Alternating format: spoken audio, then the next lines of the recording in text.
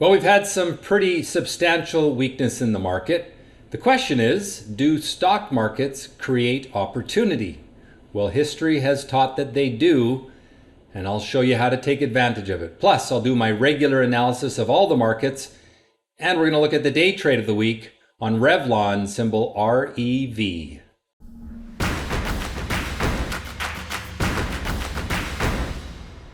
All right, well, on screen right now, I will show you the monthly chart of the S&P 500 going back many, many years. And you will see in that chart a lot of corrections. What you also can see is what happens after the corrections. Let's take a look. Here is the COVID crash. Doesn't look like that big of a deal now, but remember how it felt back then. And then you had the financial crisis. You had the tech bubble bursting. You've had other little minor crashes along the way. You had some sideways markets for a while. And of course, now we're in this fairly substantial crash that's related to rising interest rates and inflation. But notice what happened in all of those crashes before, particularly the COVID crash. We had a major upward move coming out of the financial crisis, an upward trend that lasted 5 or 6 years before a couple years of rest, and then it started again. The point in this is that crashes create opportunity because it brings prices down to the point that there's value again. And investors will come into the market to snap up those values. Anytime markets go up a little too fast, like they have, when the trends go parabolic, and if we look again at the chart, for example, into the COVID crash, you had a parabolic trend. Into the tech crash, you had a parabolic trend. And of course, more recently, a very steep trend that is now being rationalized by the market. Ultimately, the market's trying to take prices back to the upward trend line. And I think we could still fall lower until we find that upward trend line. But when you have crashes, there is opportunity. The key is to know how to find the reversal point. And I've talked about this many times, but what I look for is what I call my crash reversal pattern. It is a break of a downward trend line after the formation of a rising bottom. So let's jump to a couple of charts where I can show that for you. This is the chart going back to 2009, and this is a slower version of it. And you'll see with the COVID crash in a minute, it was much quicker. So you had a linear trend line here, and then it got steeper, and it got steeper, and that's the panic setting in. That's the emotion. You broke the downward trend line there, but there was no rising bottom. And then you started to break up off of rising bottoms later, and that is what ultimately led to the recovery of the market. And this went obviously much higher after that. If we look at the COVID crash, this time I'm looking at a daily chart because, of course, this crash was very sharp and quick. And it first broke the downward trend line, built a rising bottom, and then broke up off of a rising bottom in April of 2020. And that started the substantial move to the upside that really lasted until a few months ago when we started to roll over, when the S&P chart finally broke its upward trend line. And of course, if you've been watching these videos every week, you'll know that I highlighted those things because just as downward trend reversals happen with a break of a downward trend reversal breaks a downward trend line from a rising bottom, upward trends do the same thing. They go parabolic, they break the upward trend line, they build a rising bottom, and they break down. We've talked about that over the past few months. So what I want to emphasize is right now it seems like the market's terrible, that there's no bottom in sight. Why would anyone want to buy stocks? But that's how it felt in the COVID crash. That's how it felt during the financial crisis in 2008, and they all reversed eventually. They always do. And so take some solace if you are, frustrated by the market, that it will get better. It always does, because the lower prices go, the more there is an opportunity. I have to be honest, I love crashes. They produce the best trading markets as you come out of them. It changes the psychology.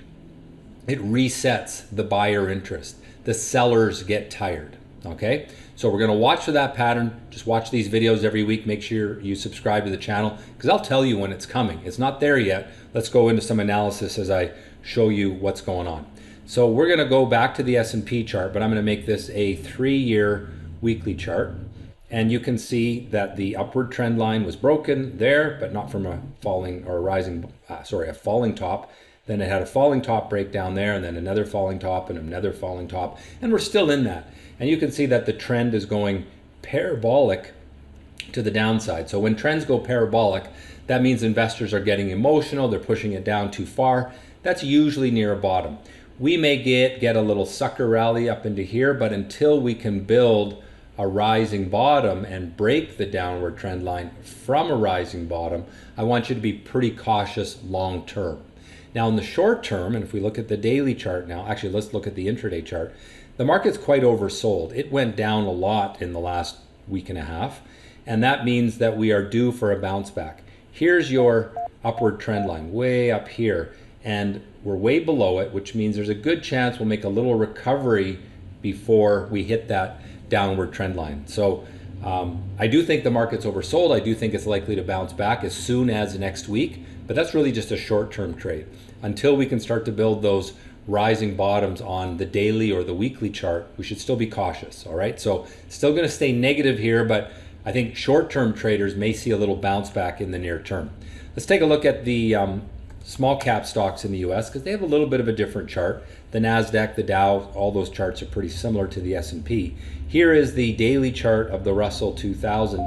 There's the downward trend line that we need to have broken. Again, we are way below it, and when we get way below it, we usually come back up to it. We're way below it, so we should come back up to it. That doesn't mean we're going to reverse that downward trend. We've seen it a few times where it's come back up, but eventually we're going to build that rising bottom and then ultimately break that downward trend line. So oversold on the small caps. I do think any day now we'll start to see a little bit of a bounce back, but it hasn't happened yet. It could happen on Tuesday when the market's open again. Remember, Monday is a holiday for the market. But Tuesday we could start to see that. We'll watch for that. Watch for these intraday charts start to break some downward trends, start to build some rising bottom. Such a simple pattern. It recurs over and over again in many time frames. You can use it for day trading, for swing trading, for position trading, long-term investing. You just look at the appropriate chart for the style of trading that you're doing. All right, now I want to jump into the Canadian market, which had been holding up better, but now that oil stocks have seen some profit taking, it too has broken down from a falling top. So it first had its breakdown there, then it had the breakdown from a falling top, and then another one here. We are also oversold on the Canadian market. We're due for a bounce back, but there's no sign of one yet. So until there is, stay away. Don't try to catch a falling knife. Let's take a look at the 3-year weekly chart just to get a sense of where this market may find support. And really you've got support way down here. So it's still quite a distance to drop. We have broken this upward trend. We went into a sideways market, and now on the weekly chart, we've broken down from a falling top. I think we could still go lower on the Canadian market. Now let's look at some of the key commodities that affect markets like the Canadian market. So for example, gold, you can see gold is doing better than the overall stock market. It didn't go down like stocks did. It's not really a great chart, but it's relatively stable. And so that's one reason why you want to have a little bit of these inversely correlated sectors in your portfolio, because this one has not been beat up as much as technology, let's say. Does it look good? Not particularly, but it may start to look better if we can start to break through this resistance level after making this double bottom. Hasn't happened yet, but something to watch for. Let's jump over to the oil market where we saw some profit taking this week, and you can see the little upward trend line broken, but the long-term upward trend line is still intact. And so therefore I see this weakness in oil as a potential buying opportunity in energy stocks, because you can see it runs away from the trend line, it pulls back and bounces, runs away, pulls back and bounces, runs away, pulls back. You just see it over and over again. Now we're in a pullback again. Will we bounce off of it? Watch for, say on the 30-minute chart, watch for the downtrend to be broken, build a rising bottom, and then start to move up off of it. You can also look at the energy sector ETF. So we'll look at the Canadian version of that. Symbol is XEG. And there you can see this has just been broken. So we're a little overextended there. I'm a little concerned that it went down that much, but we're going to give it another a couple of days to see if it can bounce back, because often they do. I want to look at the 3-year weekly just to get some context. And there, if we go right back to the start of the trend, we're still holding that. So again, maybe a little bit parabolic, coming back, it may bounce. And I think there could be a trading opportunity on the long side to just buy the weakness in oil and gas stocks, but look for that pattern. Do it on the 30-minute chart. Don't do it on the weekly chart. That's too slow for this time frame or for this type of chart. All right. How about the US dollar? Obviously heavily affected by interest rates and that sort of thing. And you can see the US dollar remains in an upward trend. Bitcoin, exact opposite story. It continues to fall. I remember when I suggested that GBTC, which is an ETF that represents Bitcoin, was headed to 10, and I had a number of comments say, are you crazy? There's no way. Well, it's almost there now. It's, what is it, close? 1247 on Friday, and I think it can still go lower. Why do I say $10 is the target? Because of an old trading range that Bitcoin was in. And again, this is the ETF, so it's a little bit deceptive, but we're going to use it as our example. There you can see this old range here. That's going to provide an area of support. So I think it could come down into that and bounce back. Doesn't mean it's going to start to go up again, but it should stabilize around that price range. All right, let's take a look at the bond market inverse ETF, TBT. That tells us what interest rates are doing. And you can see the trend is up on interest rates. We got a little overextended, we're pulling back. Got a little overextended, we're pulling back. But until we build a falling top and break the upward trend line on this chart, the TBT, which again is the inverse of the bond market, it goes up with interest rates rising. Until we get that falling top and breaking of the upward trend line, you should expect that interest rates will continue to rise. All right, so let's take a look at my ratings then. Basically nothing has changed from last week. Bearish on US and Canadian stocks on both time frames, but I will say in the short term, they are quite oversold, meaning there's emotional selling, and therefore we are likely to see a little bounce back in the short term, maybe as soon as Tuesday, but until we get the sign, don't worry about that too much. Gold, neutral on both time frames. Oil, I remain bullish long term, neutral short term, as it is working its way through some profit taking. US dollar, long term bullish, a little bit of a pullback underway, so we'll go neutral short term. And Bitcoin, I'm going to go bearish on both time frames. I put neutral there. I don't want to do that. Let's go bearish on the short term for Bitcoin. All right, well, now I want to get into a day trade example. Even though the market's had all kinds of selling pressure, every day there has been a few stocks that go up, and many go up quite dramatically. And many of them go up despite really negative stories, and that's what this week's day trade is all about, because Revlon is, I don't know if they're in bankruptcy, they're on the edge of bankruptcy, but there's also rumors that they're going to be bought. All of those things have contributed to Revlon, symbol REV, being an alpha stock. It's trading on its own story. It doesn't care, or the investors in the market don't care about what the overall market is doing. They're interested in trading REV with a lot of volume. And every day there's been a few stocks like this. So if you're a day trader, you can still make money in this market, but you have to focus on alpha. What is the telltale characteristic of alpha? Abnormal volume. I've said this many, many times. You can see Revlon really picked up its volume on Friday, and that's what catches my attention. I've got algorithms that identify that, and then we watch those stocks for pattern breaks. And there was a few of them. The one that I'm going to focus on is this breakout right here from a pennant pattern. So I can draw a line across the tops. Let me do that in yellow, a little easier to read. So draw a line across the tops, a line across the bottoms, and you have a pennant pattern.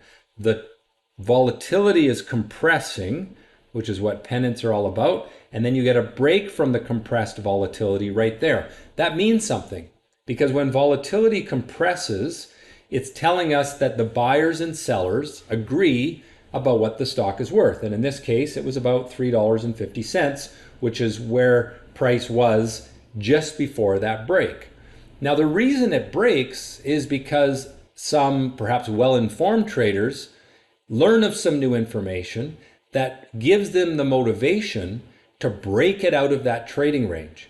You know, when you look at charts, when you talk about technical analysis, it's not simply lines and green and red on the chart. It actually means something. It's telling you something about how information is flowing from the company to the investment community, and it's rumors and it's human psychology. It's all these things outside of just a chart. All right. So don't ever think, oh, a stock goes up because it broke its line. No, no. What does that break of the line actually mean?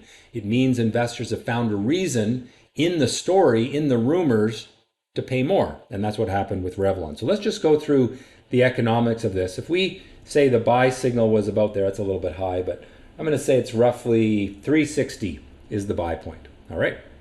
And you're going to put your stop just down here at, let's call it $3.45. So that means the risk per share is 15 cents. All right. So if you buy 1,000 shares, your risk is $150.